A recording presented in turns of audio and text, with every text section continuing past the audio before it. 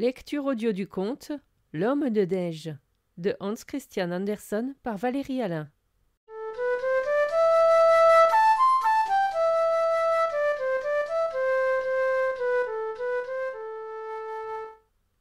Ça craque rudement en moi, tant il fait délicieusement froid, dit l'homme de neige, comme le vent nous anime par ses morsures, et celui-là avec ses grands yeux fixes, comme il regarde. C'était du soleil sur le point de se coucher qu'il parlait. Il ne me fera pas sourciller, je saurai bien garder mes morceaux. Il parlait de 2 grands morceaux de tuiles triangulaires qui lui servaient d'yeux. Sa bouche était un bout de vieux râteau qui lui faisait des dents. Il était né aux applaudissements des garçons, salués par le son des clochettes et les claquements de fouet des traîneaux. Le soleil disparut, la pleine lune monta, ronde et grande, claire et superbe dans l'air bleu. « Voilà que nous l'avons encore de l'autre côté, » dit l'homme de neige. Il croyait que c'était le soleil qui reparaissait. Je l'ai déshabitué de darder ses yeux. Il peut bien rester là maintenant et m'éclairer pour que je puisse me voir moi-même. Si je savais seulement comment on s'y prend pour se déplacer, je voudrais bien me déplacer. Si je le pouvais, je voudrais descendre, glisser sur la glace, comme je l'ai vu faire aux enfants. Mais je ne sais pas courir. Ouf, ouf, aboya le vieux chien à la chaîne. Il était un peu enroué, il l'était depuis le temps où, chien de salon, il couchait sous le poêle. Le soleil t'apprendra bien à courir. Je l'ai vu avec ton prédécesseur l'an dernier, et avec son prédécesseur. Ouf, ouf, tous ont disparu. Je ne te comprends pas, camarade, dit l'homme de neige. Celui qui est là-haut m'apprendrait à courir? Il voulait dire la lune. Oui, c'est vrai, il a couru tout à l'heure, quand je l'ai regardé fixement. Il glisse maintenant d'un autre côté. Tu ne sais rien, dit le chien à la chaîne, mais c'est que tu viens d'être bâti et modelé. Ce que tu vois maintenant, ça s'appelle la lune. Ce qui est parti, c'est le soleil. Il reviendra demain matin. Il t'apprendra bien à courir dans la douve en bas du remblai.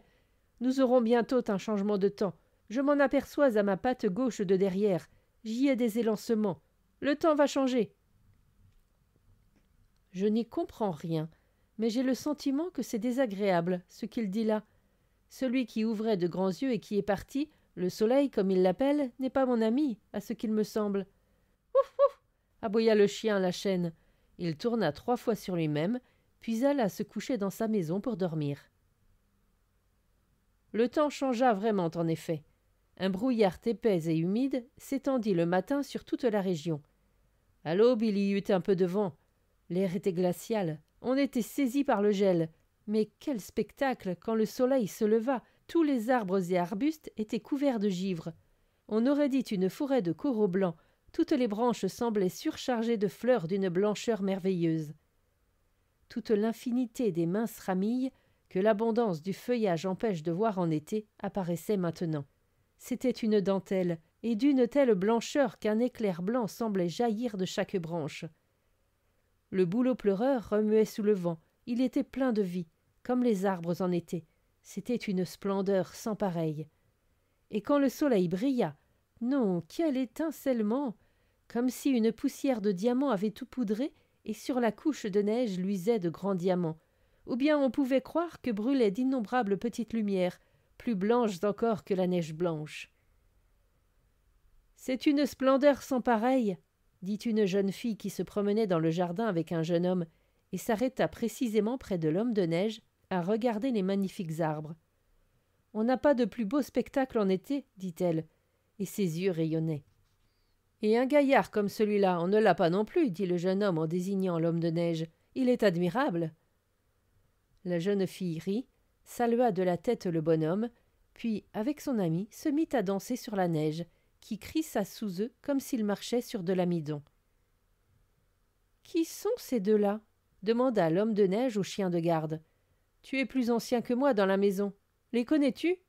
« Je les connais, dit le chien. Elle m'a caressé, et lui m'a donné un os. Je ne les mords pas. »« Mais que font-ils ici » demanda l'homme de neige.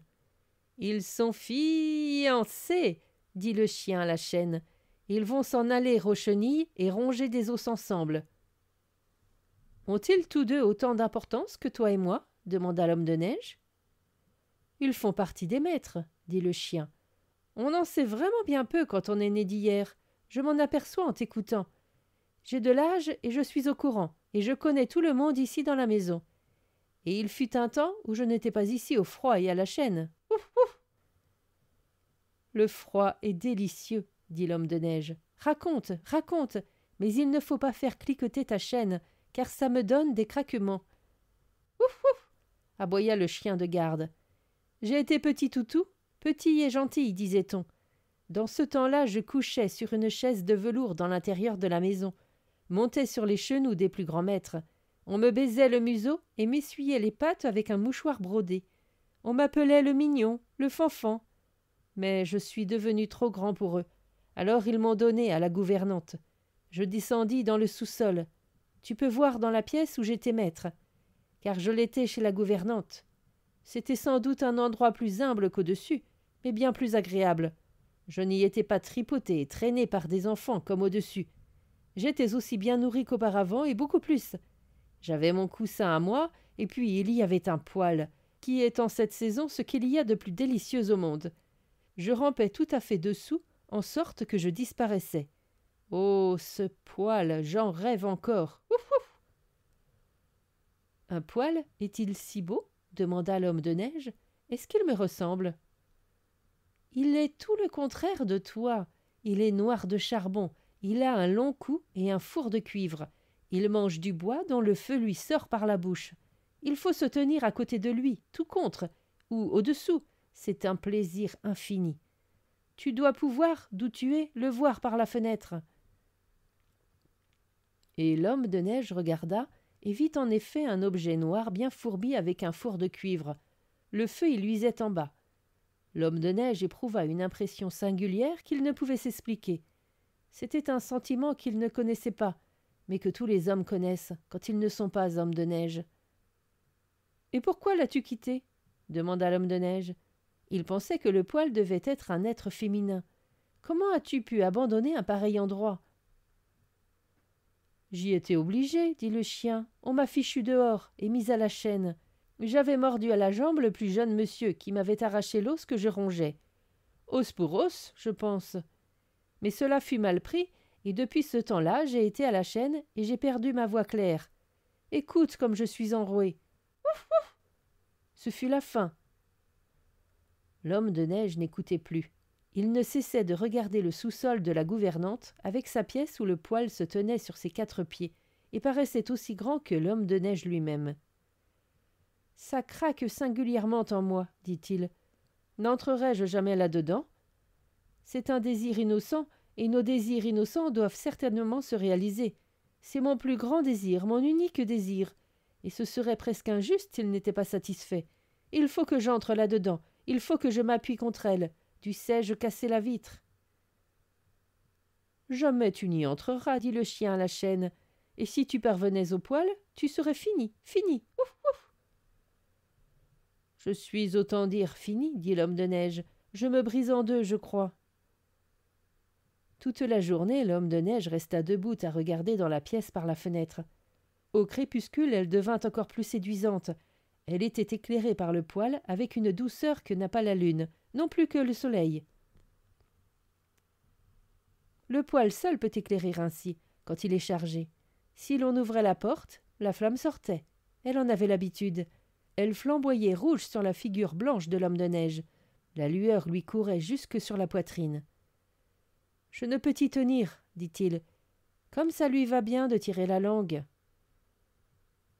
La nuit fut très longue, mais pas pour l'homme de neige. Il était tout à ses charmantes pensées, qui gelaient à en craquer. Vers le matin, les fenêtres du sous-sol étaient givrées.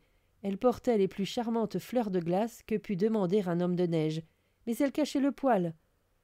Les vitres ne voulaient pas se dégeler.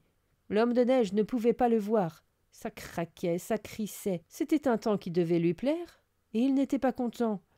Il aurait pu et dû se sentir heureux, et il n'était pas heureux. Le poêle lui manquait. « C'est une triste maladie pour un homme de neige, dit le chien à la traîne. J'ai aussi un peu de cette maladie-là, mais je l'ai surmontée. Ouf, ouf. Maintenant, le temps va changer. » Et le temps changea. Ce fut le dégel. Le dégel crut, l'homme de neige décrut. Il ne dit rien, ne se plaignit pas, et c'est là le vrai signe. Un matin, il s'effondra. Une sorte de manche à balai pointa en l'air à l'endroit où il avait été. C'est autour de cela que les garçons l'avaient dressé. « Je comprends maintenant ses sentiments, » dit le chien à la chaîne. « L'homme de neige a eu un racloir de poils dans le corps. C'est ce racloir qui s'agitait en lui. Maintenant le voilà quitte. Ouf, ouf. Et l'on fut bientôt quitte aussi de l'hiver. Ouf, ouf, aboya le chien à la chaîne. Et les petites filles de la maison chantèrent. Pousse muguet frais et charmant, suspends ton gant de laine, sol, alouette, coucou chanter, c'est le printemps des février. Je chante aussi, coucou, cui vite, viens soleil, viens souvent si vite. Et personne ne pensait plus à l'homme de neige.